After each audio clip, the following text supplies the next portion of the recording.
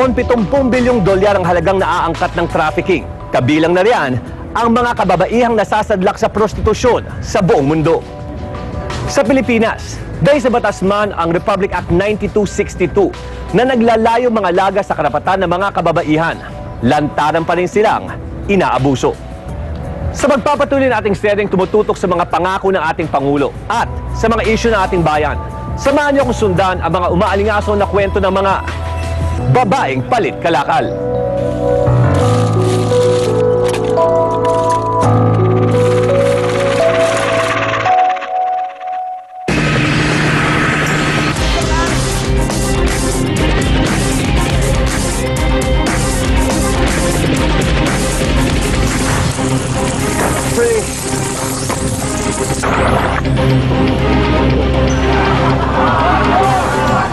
Pag-access na delikado sa ating kalusugan.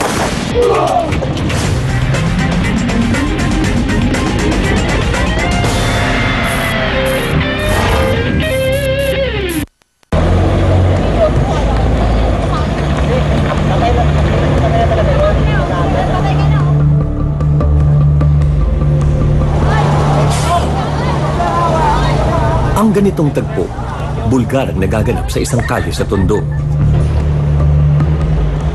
Hindi si mga lalaki dyan, maraming galit sa laman dyan. Pag nakita ka nila, pagka-sexy suot mo, yayayain ka nila. Ang mga babaeng ito, parang mga asong nagtatakunan, para lang mailako ang sarili. Talagang gano'n kasi trabaho namin, bastusin eh. Kaya siyempre, alam nila, bastusin na nga kami. Kaya binabastos na kami lalo. Harap-harapang bastusan, walang hiya-hiyang kalakalan ng laman. Ako kasapin namin sila, lalandi-landi namin sila. Tapos hanggang sa bumigay sila, saka kami yayayain. Ano ba gusto mo sa akin? Ano ba gusto mo bayad mo sa amin? Pwede na yung kalakal na ibibenta namin. Sabi, sige ba? Itinuturing na isa sa pinakamatandang propesyon ang prostitusyon sa buong mundo. Pero mukhang sukdulan na ang kalakalan na ito. Lalo na't may nakilala kaming isang tropa na ang kapalit ng panandaliang aliw ay basura.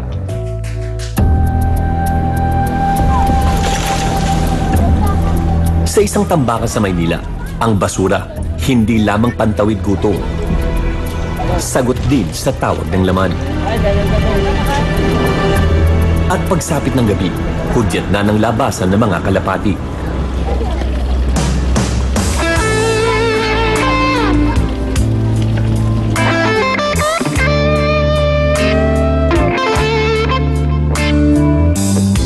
Nakilala namin si Osang, isa sa mga babaeng namumukadkad ang ganda, pagsapit ng dilim.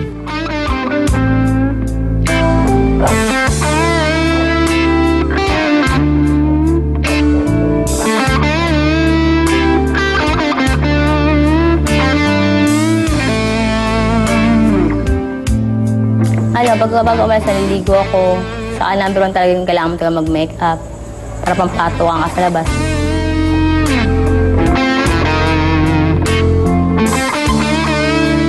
Number 1, marami rin kami na ibinubukin sa labas. Kailangan bago ako lumabas ng bahay, maayos ka, nakabihis ka, at bagong paligo ka. Kasi sinasabi sa amin ng customer, kilala na namin, tikman na namin yun. Yun, okay lang sa amin yun. Hindi ikinahihiya ni Osang nang hanap buhay niya ay ang pagpaprostitute. Ginagawa ko na naman ito para sa anak ko kasi may anak ako 3 buwan. Wala naman ako susuporta, ay ginagawa ko ito para sa mga magulang. Kasi nangungupahan lang kami. Number 1, maraming bayaran sa bahay, tubig, ilaw. Kaya naobliga akong lumakad sa gabi. Bukod sa pagiging single mother, breadwinner ng pamilya si Osang. Hindi pa alam ng pamilya niya na ang pinagkakakitaan niya ang magbenta ng laman. Alam na ng mama pagdating sa gabi, matambay lang kami dyan sa labas. Saka pag ako na may susuporta sa akin. Ay sinasabi ko sa mama ko, inabangan ko ng sugar daddy ko sa labas. Tapos may bigyan ng pera. Pero hindi alam ng mama ko lang ganun diskarte ko. Hindi namimili ng customer si Osang. Basta may pambayad, handa siyang ipagamit ang kanyang katawan. Pinakita na namin sila, sa mata na lang. Merong customer na nakikita kami. Pinakausap kami sakali. Hoy, mamaya pala ka ulit sa akin labas ulit tayo. Basta dire-diretso lang kami. Kahit naririnig namin, dire-diretso na lang. Hindi sinasalubong pa namin sila kausapin. Hindi kasi nahihiya rin kami.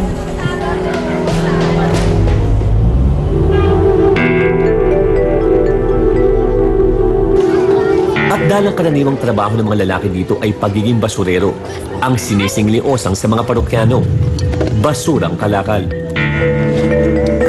Yung palit kalakal na pag gustong gumamit ng lalaki, tapos ay may papalit nila sa'yo yung mga nakuha nila para magkaroon ka ng kalakal mo sarili.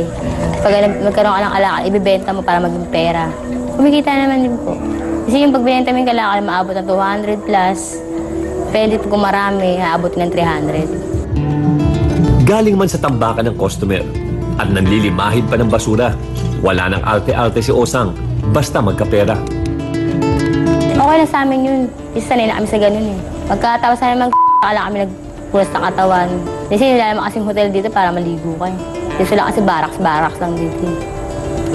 Kahit sa ibabaw ng rep, pwede kayo kahit sa ibabaw ka ng basura, pwede basta may sapil lang. Dahil walang pakundangan sa pakikipagtalik sa mga lalaki, madalas nakukutsa si Osang na may STD. Masakit sa amin yung pagsabihan kami na, ay baka may sakit na yan, hirap na, mamahawa tayo dyan, kasi bati ka na dito yan. Kaya sinasagot namin.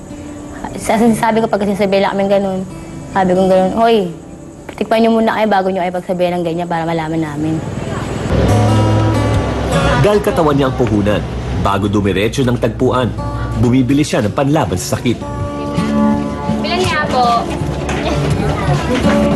Amo ko silid.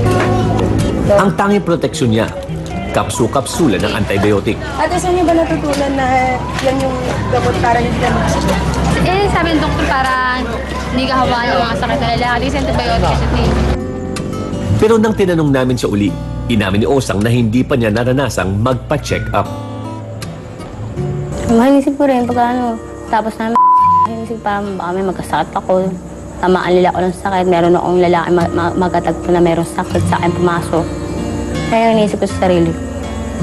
Kaya sabi ko gano'n, parang gusto ko magpa-check up. Nahihiya talaga ako pagpaparte ng center. Gusto ko lang magpa-check up, pumapasok ko ng center. Malabas din agad ako eh. Kasi nahihiya ako eh. Ngayong gabi, isa lang ang punterya ni Osang.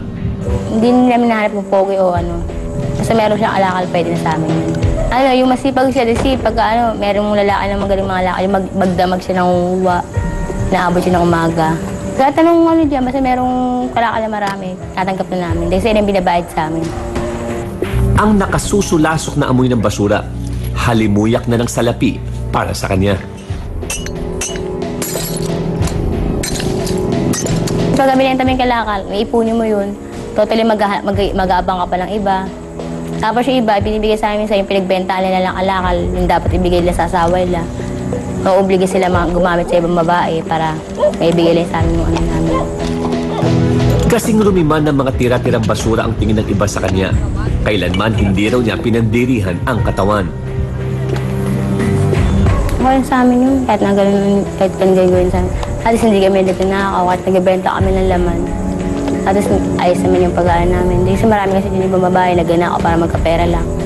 Ba't kailangan pa magnakaw? Hindi maghanap ka ng lalaki para magkapera ka. Ang dali lang.